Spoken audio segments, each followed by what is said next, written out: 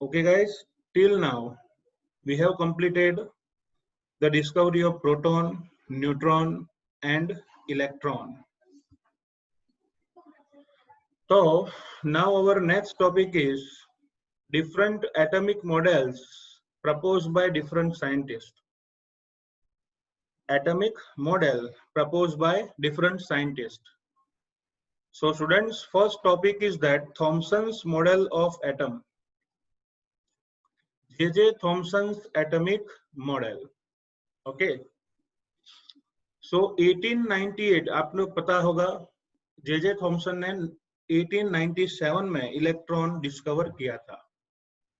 इन 1898 atomic model भी बना दिया. साइंटिस्ट का नाम है J.J. Thomson. Okay. J.J. Thomson in 1988 propose an atom. Okay. उन्होंने एटम के बारे में एक्सप्लेन किया. Atom has a spherical shape which has a radius of 10 raised to minus 10 meter. Atom has a spherical shape and the radius is 10 raised to minus 10 meter, in which the positively charged is uniformly distributed. Means the positively charged protons are uniformly distributed. The electrons are embedded into it in such a manner as to give the most stable electrostatic arrangement. Okay, atom has a spherical shape and the radius is 10 raised to minus 10 meter, and the positively charged protons are uniformly distributed. Okay, positively charged protons are uniformly distributed and the electrons are embedded, मतलब जड़ेला है. It is embedded into it in such a manner as to give the most stable electrostatic arrangement. तो बच्चों, most stable electrostatic arrangement उसका मतलब क्या है समझाता हूँ. सपोज लॉकडाउन अभी जो थिएटर का है खुलने वाला है. ओके. उसमें 5 कपल पिक्चर देखने के लिए जाते हैं. ओके. और उनकी अरेंजमेंट ऐसी है, वन साइड आएंगे 5 positive ion and second side 5 negative ion. मतलब plus plus plus plus plus space minus minus minus minus minus. तो ये जो अरेंजमेंट हुई वो स्टेबल इलेक्ट्रोस्टैटिक नहीं होगी. लेकिन अरेंजमेंट कैसी हुई, अगर ऐसा करें positive negative space, positive negative space, positive negative space, positive negative space, positive negative space. समझ रहे हो ना.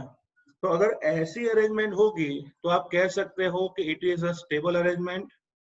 वैसी अरेंजमेंट यहाँ पे होती है, इसको साइंटिफिकली बोलते हैं, इसलिए लिखा है it gives the most stable electrostatic arrangement. Okay.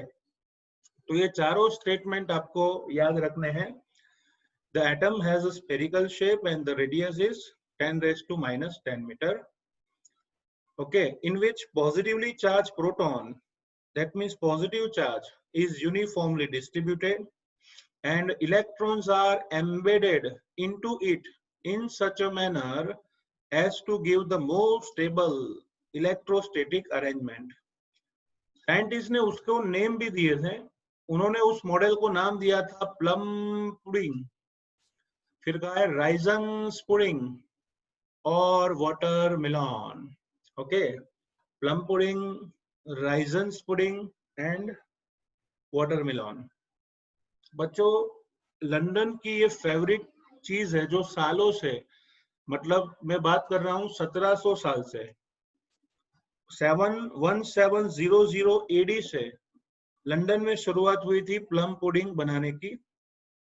वो लोग बैक फूड ज्यादा खाते हैं, आप जानते होंगे. तो उस बैक फूड में उन्होंने पहले एक पुडिंग बनाया. पुडिंग का मतलब है जिसको हम स्वीट पाव बोलते हैं उसको. उसमें उन लोगों ने जेलीस डालना स्टार्ट किया, जिसको हम चेरी भी बोलते हैं. तो जेलीस डालना स्टार्ट किया तो उसका पूरा नाम बन गया प्लम पुडिंग उस टाइम पे. तो जैसे कोई पाँव है बड़ा सा स्फेरिकल और उसके अंदर पुडिंग के अंदर प्लम्स डाले हुए हैं, ऐसी अरेंजमेंट उसको प्लम पुडिंग कहते हैं। दूसरा नेम है राइजन्स पुडिंग, उसका ही नाम है।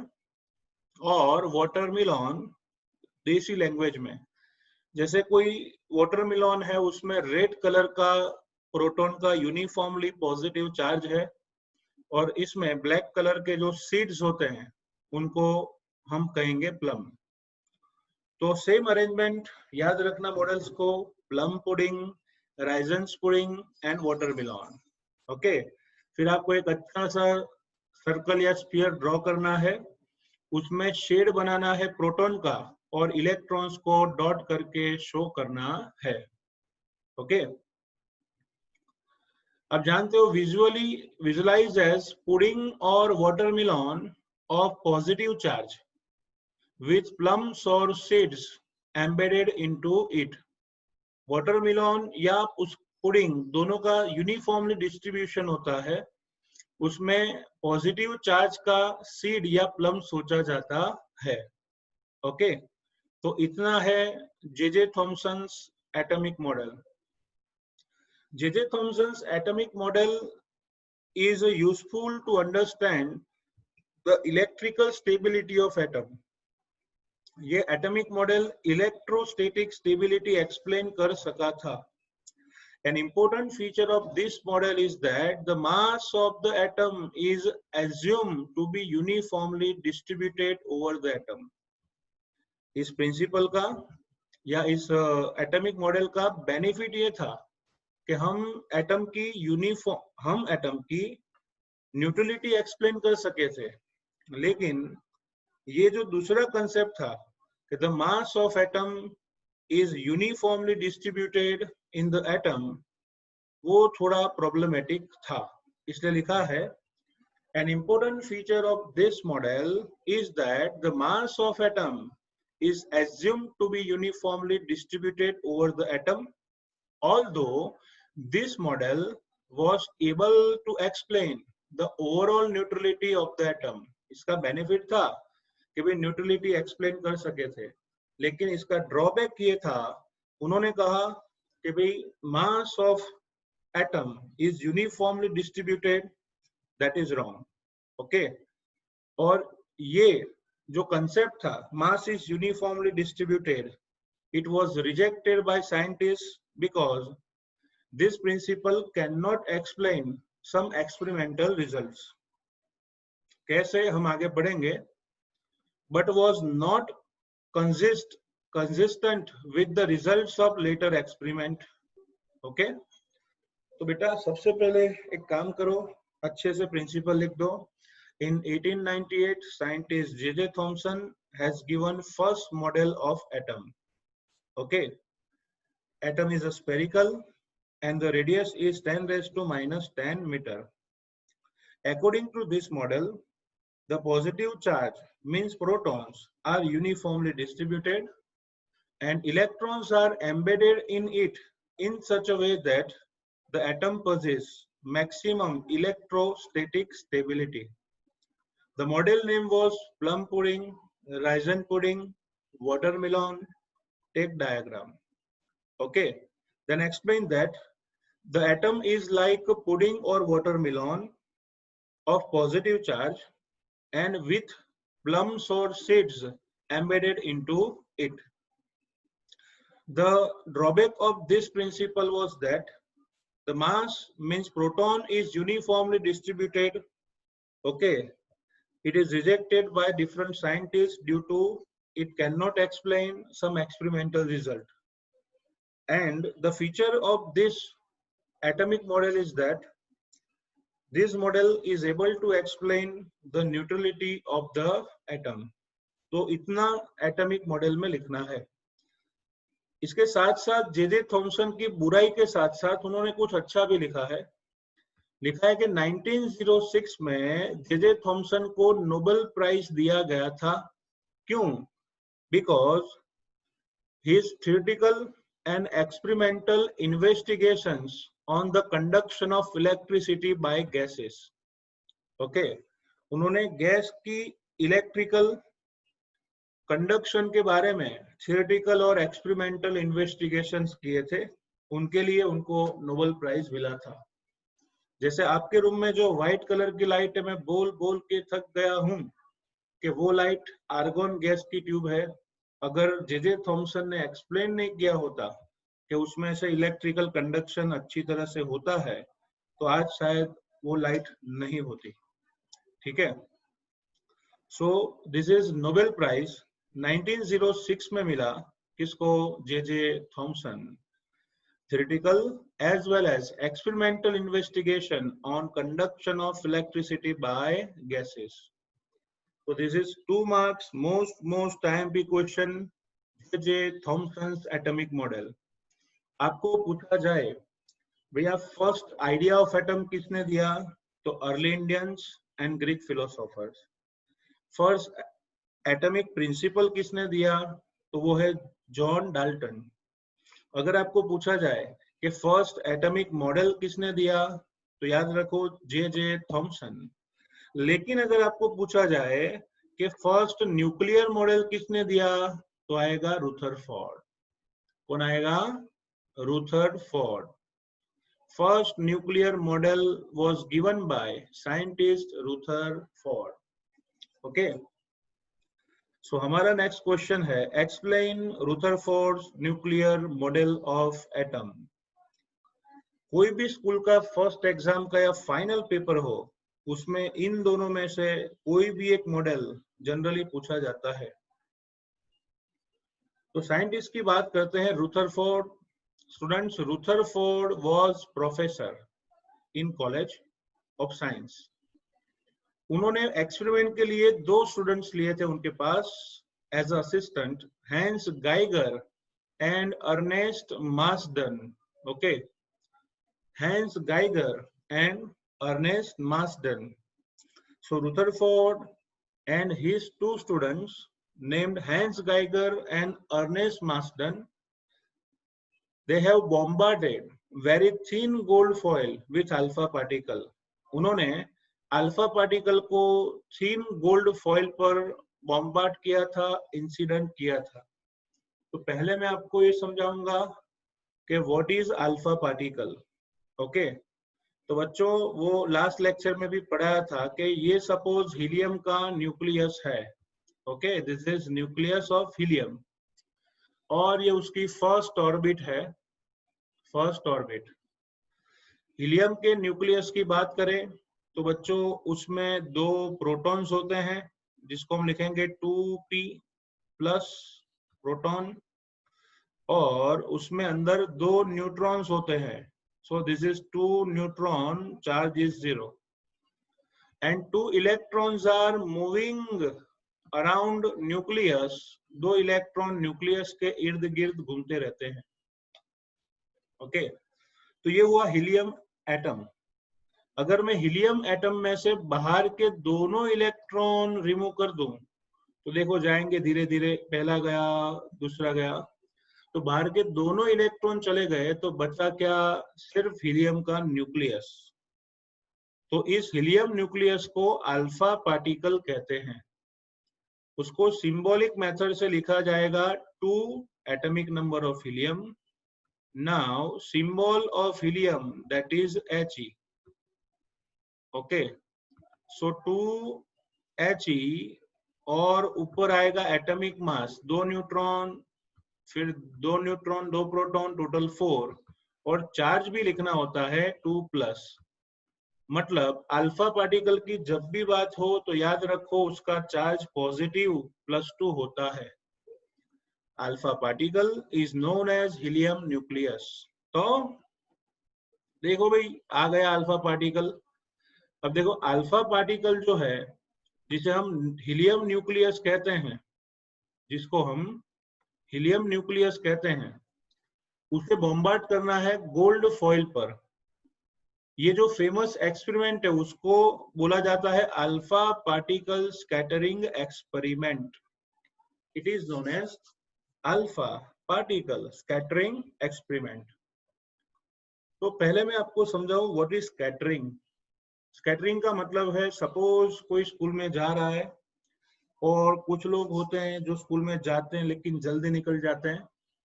तो एक लड़का था, वो चुपके से स्कूल में से भागने की जगह, मतलब लॉबी में से जा रहा है घर पे जल्दी पहुंचने के इरादे से। जैसे ही वो आगे जाता है, उसको कोई अपने क्लास टीचर मिल गए। बोले कहाँ जा रहे हो? तो कोई बात नहीं सर, वो मैं 1 नंबर या 2 नंबर जा रहा हूँ। मतलब क्या हुआ कि किसी के मिलने के बाद उसने अपनी डायरेक्शन चेंज कर ली, तो उसे क्या कहेंगे? Scattering experiment.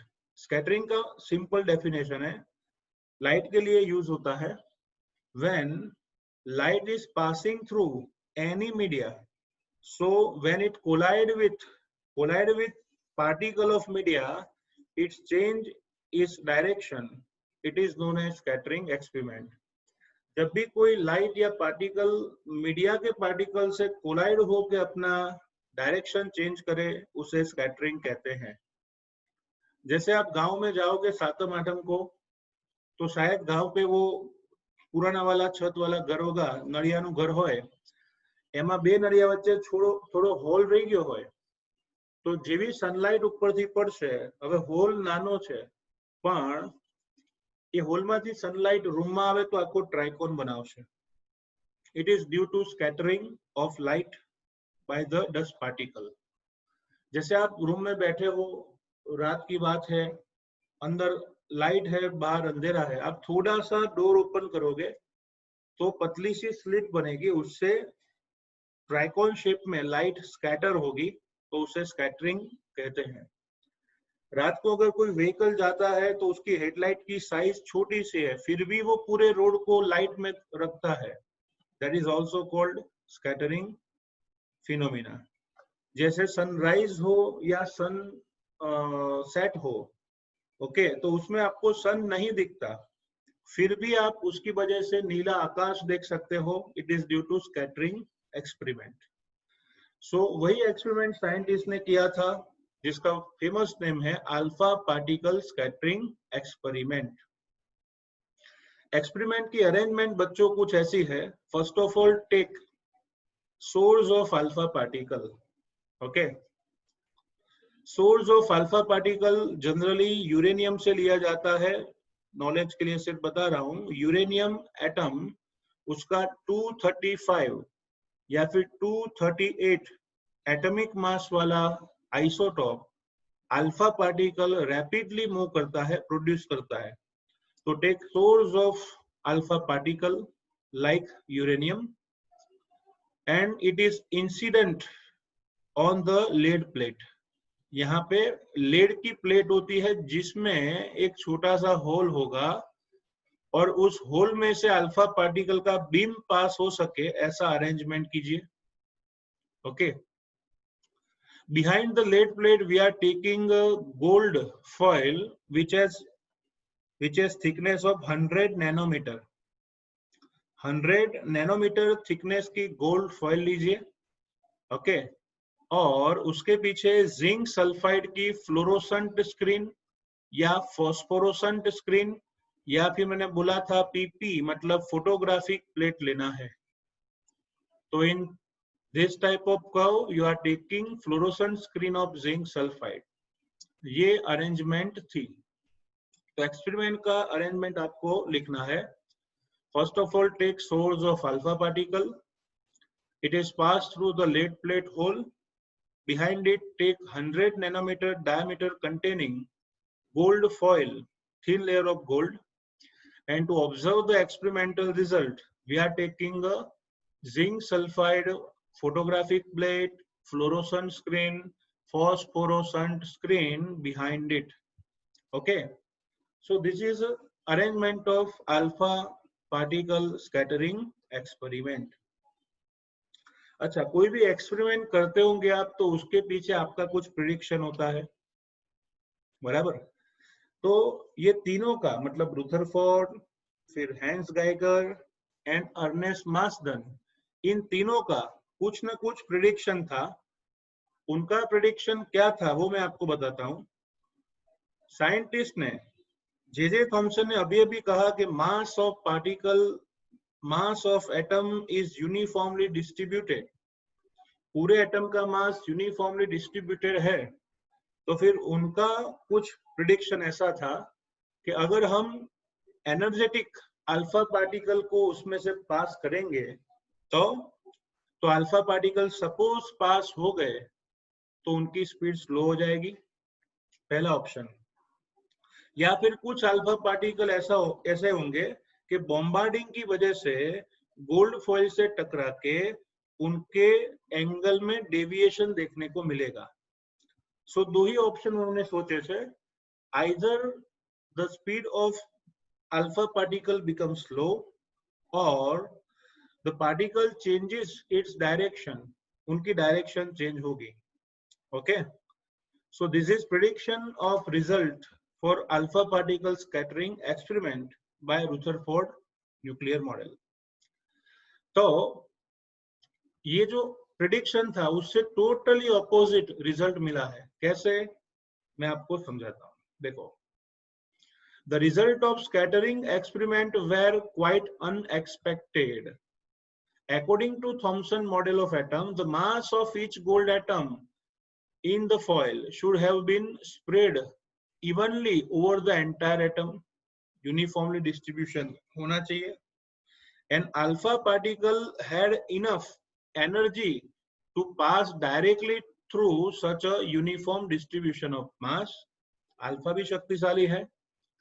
It was expected that the particle would slow down, मतलब particle धीरे हो जाएंगे, and change the directions only by a small angle as they passes through the foil. उन्होंने सोचा था कि या फिर उसका डायरेक्शन थोड़ा सा चेंज होगा और उसके साथ साथ speed of alpha particle slow हो जाएगी। ऐसा प्रेडिक्शन बिफोर द एक्सपेरिमेंट तीनों का था, लेकिन आप जानते हो रिजल्ट ऑलवेज अनएक्सपेक्टेड होता है। So let us see observations of this experiment. Okay, तो पहले आपको बच्चों यहाँ पे लिखना है कौन से साइंटिस्ट ने कौन सा एक्सपेरिमेंट किया था, फिर आपको ये अरेंजमेंट अच्छी तरह से ड्रॉ करनी है, फिर इसकी बात करूंगा मैं, फिर आपको अरेंजमेंट ड्रॉ करके लिखना है कि आपने एक्चुअली कैसे अरेंजमेंट की है, फिर उनका प्रेडिक्शन क्या था, बराबर, वो लिखना है। नाउ लेट अस सी ऑब्जर्वेशन। तो बच्चों ऑब्जर्वेशन 3 थे। अगर मैं इस एक्सपेरिमेंट को यहाँ पे जूम करके देखूं, तो अगर जूम करके देखूं तो ऐसा दिखेगा कि these are gold atoms of gold foil। देखो गोल्ड के एटम्स हैं, 54,000 रुपीज पर 10 ग्राम चल रहा है अभी, तो ये गोल्ड के एटम है। पीछे क्या है, यहाँ पे फोटोग्राफी प्लेट ड्रॉ करो तो अच्छा है, वरना चलेगा। चलो, thin gold foil we have taken. तो आप ऑब्जर्वेशन को देख के समझ सकते हो, most of alpha particles are transmitted towards straight direction. Most of alpha particle deflect होने के बजाय सीधे सीधे चले गए, देखो सीधे चले गए। Okay, so most of alpha particles are transmitted towards gold foil without deflection or deflection। Okay, second देखो, बहुत कम अल्फा पार्टिकल ऐसे थे जो अपनी डायरेक्शन चेंज करते हैं, जैसे ये मैंने हाईलाइट किया है, तो ये हुआ डिफ्लेक्टेड अल्फा पार्टिकल। जैसे ये है, उसमें आएगा बच्चों डिफ्लेक्टेड अल्फा पार्टिकल। 2 या 3 ड्रॉ कर दो, इनफ है। फिर यहां से देखो, this is deflected alpha particle.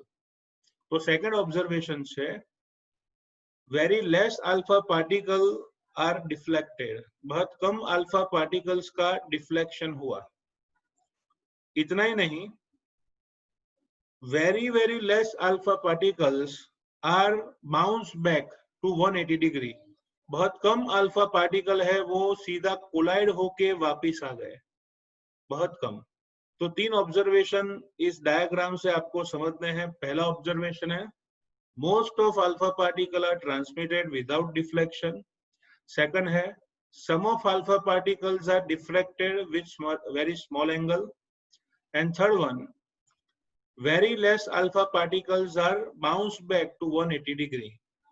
तो ये जो ऑब्जर्वेशन है डायग्राम का यहाँ पे लिखा हुआ है, the most of alpha particles passes through the gold foil undeflected. Most of. A small fraction of alpha particle was deflected by small angles. Okay.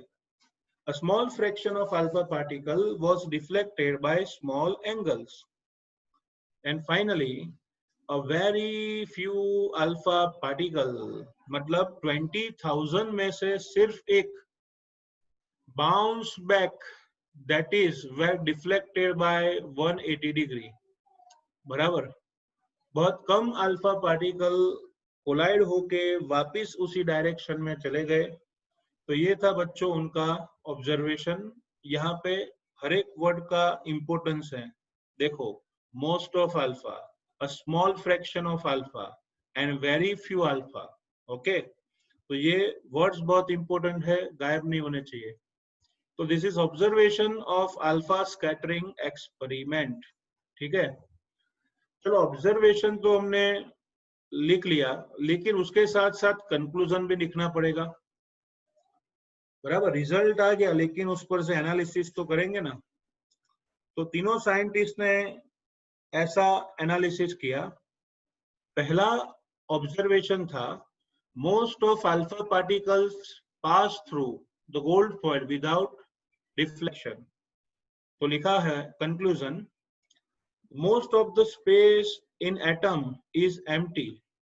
This is conclusion. Most of the space in atom is empty as most of the alpha particle pass through the foil undeflected. मतलब किसी का भी deflection नहीं हुआ, इसलिए atom उसमें empty space होनी चाहिए। टूंकમાં एटम पोलो होવો જોઈએ। पोलो मीन्स પેલી ખાવાની પોલો નહીં, ખાવાની પોલોમાં શું હોય, આજુબાજુ માસ હોય, સેન્ટરમાં કઈ ના હોય। रुतरफोर्डे कीधु आजूबाजू कई नहीं, सेंटर में मास है। ठीक है, so most of the space in the atom is an empty space. दूसरा, a small fraction of alpha particles was deflected by small angle. Okay, बहुत कम अल्फा पार्टिकल का डिफ्लेक्शन हुआ। कैसे? देखो, मैंने पहले ही बताया अल्फा पार्टिकल का चार्ज +2 है। तो ये अल्फा पार्टिकल जैसे ही कोई एटम के सेंटर में कोलाइड होता है, यहाँ पे सेंटर में, तो स्ट्रॉन्ग रिपल्सन की वजह से उसका क्या हुआ, डिफ्लेक्शन। देखो, साइड पे आने वाले तो सीधे चले जाएंगे, लेकिन जो अल्फा पार्टिकल सेंटर के पास गया वो स्ट्रॉन्गली रिपेल होके डिफ्लेक्ट हो गया। ओके, तो साइंटिस्ट ने सोचा कि भाई सेंटर में जो जाते हैं वही डिफ्लेक्ट होते हैं, मतलब प्रोटॉन सब सेंटर में होने चाहिए, क्योंकि प्रोटॉन का चार्ज क्या होता है, पॉजिटिव, अल्फा का होता है पॉजिटिव। तो आपको पता है कि like repel like.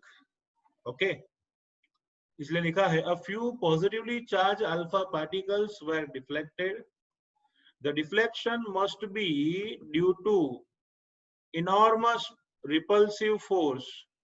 Enormous repulsive force का मतलब है strong repulsive force showing that the positive charge of atom is not spread throughout the atom। मतलब positive charge throughout distribute नहीं हुआ है। Okay, as Thomson had presumed, Thomson ने बताया था वैसे यूनिफॉर्मली डिस्ट्रीब्यूशन प्रोटॉन्स का नहीं है। और conclusion, the positive charge has to be concentrated in very small volume that repelled and deflected the positively charged alpha particle। जैसे थॉमसन ने बताया था कि भाई पॉजिटिव चार्ज का यूनिफॉर्म डिस्ट्रीब्यूशन है, ऐसा नहीं है। एक्चुअली बहुत छोटे से वॉल्यूम में सारे के सारे प्रोटॉन्स होंगे, जिसकी वजह से अल्फा पार्टिकल स्ट्रॉन्गली रिपेल हुआ और उसका डिफ्लेक्शन हुआ। ओके, फिर थर्ड ऑब्जर्वेशन था, very few alpha particle bounce back, मतलब जो गया वो वापिस आया ही नहीं। तो उसकी कैलकुलेशन साइंटिस्ट रुदरफोर्ड ने की और उन्होंने बताया, the volume occupied by the nucleus is negligible small as compare to the total volume of the atom atom की कंपैरिजन में न्यूक्लियस का वॉल्यूम निग्लिजिबल है। अगर एटम की रेडियस 10⁻⁻10 मीटर है तो फिर न्यूक्लियस की 10⁻⁻15 मीटर होगी। अगर एटम की रेडियस 10⁻⁻10 मीटर है तो फिर न्यूक्लियस की 10⁻⁻15 जितनी होगी। ओके, उन्होंने एग्जाम्पल भी दिया कि सपोज मैं क्रिकेट के ग्राउंड में उसका बॉल रख रहा हूं। ओके, क्रिकेट के ग्राउंड में बॉल रखा है तो उससे 5 किलोमीटर जितनी रेडियस हो, कितनी 5 किलोमीटर, और फिर हम उसका स्फीयर बनाए, इतना डिफरेंस एटम और न्यूक्लियस में देखने को मिलेगा। Okay, if we take cricket ball okay in centre और 5 किलोमीटर की रेडियस लेके आप सर्कल या पूरा स्फीयर ड्रॉ करोगे, इतना डिफरेंस एटम और न्यूक्लियस के साइज में होता है। तो this is called conclusion of Rutherford atomic model. Now let us see model of atom. तो पहले उन्होंने एक्सपेरिमेंट किया, फिर उन्होंने बताया उसके ऑब्जर्वेशन, फिर उन पर उन्होंने ऑब्जर्वेशन से कंक्लूजन निकाले और फाइनली उन्होंने एटॉमिक मॉडल दिया। तो रुदरफोर्ड एटॉमिक मॉडल 2 मार्क्स में पूछे तो आपको सिर्फ ये 3 पॉइंट्स लिखने हैं, सिर्फ मॉडल पूछा हो तो। ठीक है, मॉडल में फर्स्ट पॉइंट ये है कि एटम, उसका पूरा का पूरा मास और पूरा का पूरा पॉजिटिव चार्ज बहुत छोटे से पार्ट में सेंटर्ड है। उस छोटे से पार्ट को न्यूक्लियस कहा जाता है।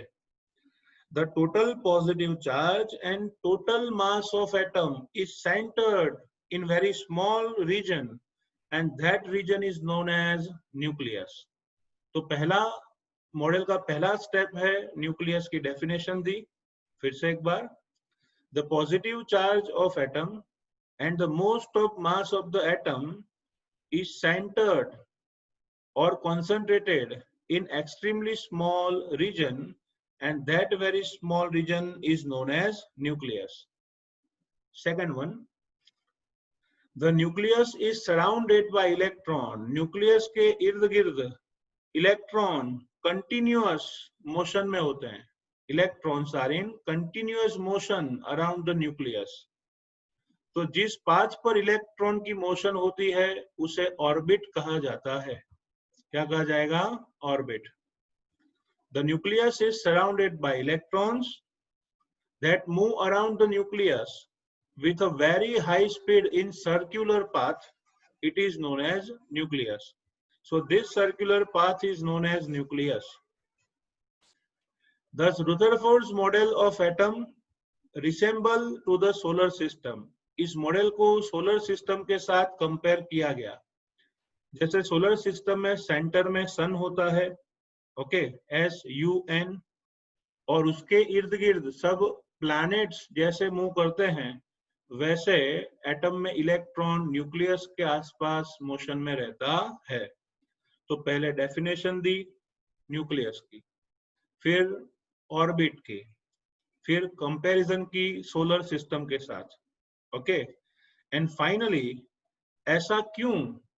तो उसका रीजन दिया, because electron has negative charge and proton or nucleus has positive charge, so they having a strong electrostatic attraction. Strong electrostatic attraction. तो लिखा है electrons and the nucleus are held together by electrostatic force of attraction. okay, जिसे आप physics में Coulombic force कहते हो। तो model में 3 स्टेप्स हैं। फर्स्ट है definition of nucleus, second day orbit, example, and force of attraction. So this is a J.J. Thomson's atomic model. Understood? Okay.